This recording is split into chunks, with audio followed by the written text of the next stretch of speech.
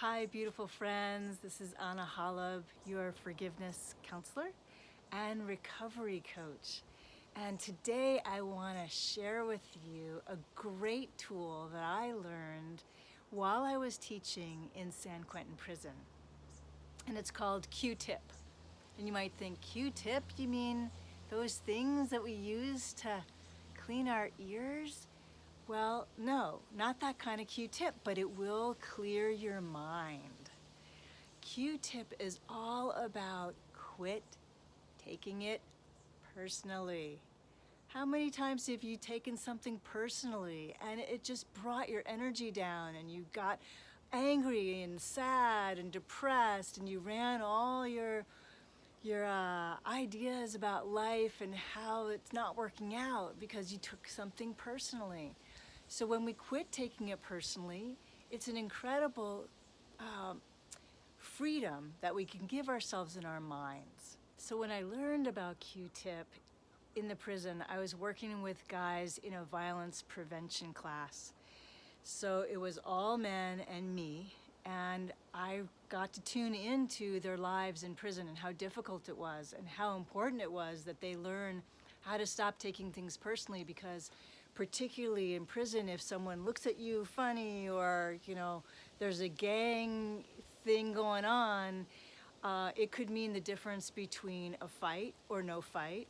Or out on the street, it could mean the difference between someone shooting someone or not, or going to prison for the rest of their lives. And so if these guys in prison could use Q-Tip and get a lot out of it, you and I can do it as well. So when could you use Q-Tip in your life? When can you quit taking it so personally? Well, for me, an example I have is that one time when my dad was still with us, I had a birthday and my dad didn't call me on my birthday. And I was kind of hoping to hear from him, and birthday's going on, the day is coming to a close, and I didn't hear from him. Oh, okay, well, no dad on the birthday. And then the next day, nothing, and the next day, nothing. And then I realized, oh, I guess he just forgot.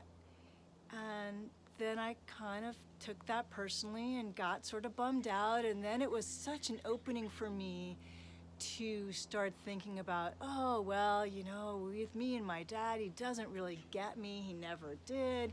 He doesn't really love me. Maybe he never did. Oh, well, and he's a guy, and you know how guys are, and blah, blah, blah. And so I could just trip on about it. Well, I decided, okay, I'm gonna try not to take that personally, but I did feel a little hurt inside, so I did. And then what happened was, a little time later on, I missed a friend's birthday. Totally forgot. And then I felt so bad. And then I realized, oh my gosh, this doesn't mean that I don't love my friend. It doesn't mean I don't care about her. And then I realized, okay, so I tripped out about my dad, but that didn't mean that he didn't love me. I just took it too personally. He forgot, then I decided it was a thing, right? Now, how many times can this happen even in one day? This can happen so often to any of us. Somebody cuts you off on the road, they just didn't see you, but then you decide that that person's a horrible being. And then what happens is we start thinking from our minds out into the world negative thoughts. Now, who does this affect? It affects whoever is thinking the thought. So if I'm thinking negative thoughts, the ideas don't leave their source. Ideas don't leave their source. That comes from A Course in Miracles. So think about that.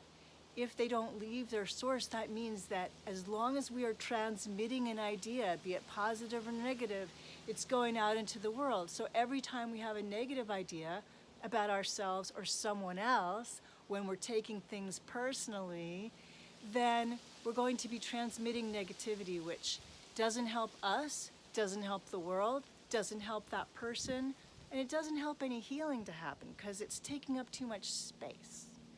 So quit taking things personally. Think about, when could you use this in your own life? When I was in San Quentin, I met this wonderful guy. His name's Robert.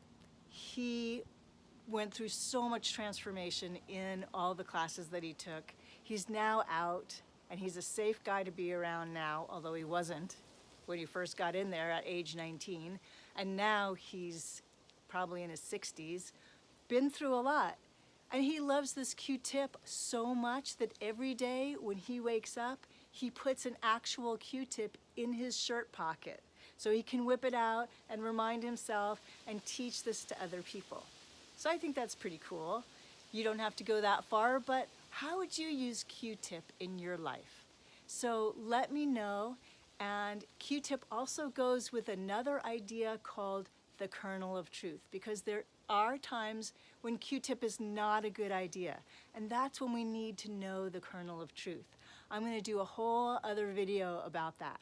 But in the meantime, please put your comments in below. Let us know how you're going to use Q-tip, and try it out, experiment with it, teach it to other people, share the wealth of this idea.